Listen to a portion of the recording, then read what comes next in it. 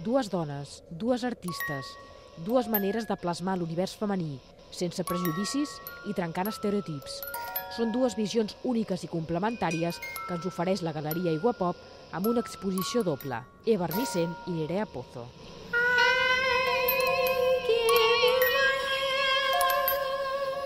Eva Armisen ens presenta una dona fràgil i forta, capaç de riure's d'ella mateixa amb tendresa i que ens obre les portes de casa seva, una casa encantada on tot és possible.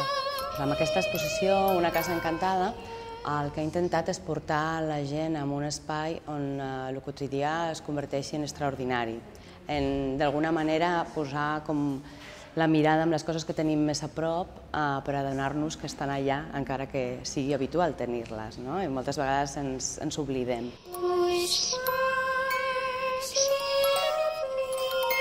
Les creacions d'Eva Armisen tenen un aire infantil i expressionista que transmeten en pocs traços molts sentiments i una visió molt positiva de la vida.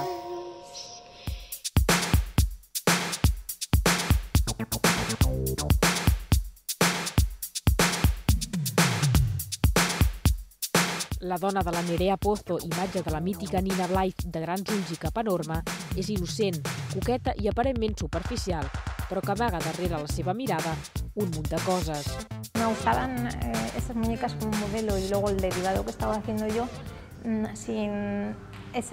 con esa falta de expresividad facial, justamente también para que no dejar tan claro al espectador ese sentimiento que tiene ella, que el espectador pueda un poco también elegir si dentro de esa escena o de esa acción qué tipo de sentimiento o qué tipo de reacción puede llegar a tener esa mujer. És un poco ambiguo y esa ambigüedad pues me gusta, ¿no?, que quede ahí. Les obres d'Eva Armisen i Nerea Pozo ens ofereixen dues maneres diferents de veure el món femení. Són dues dones que pinten dones, per dones allunyades de tot clixé, que segurament viuen en un món molt millor que el real.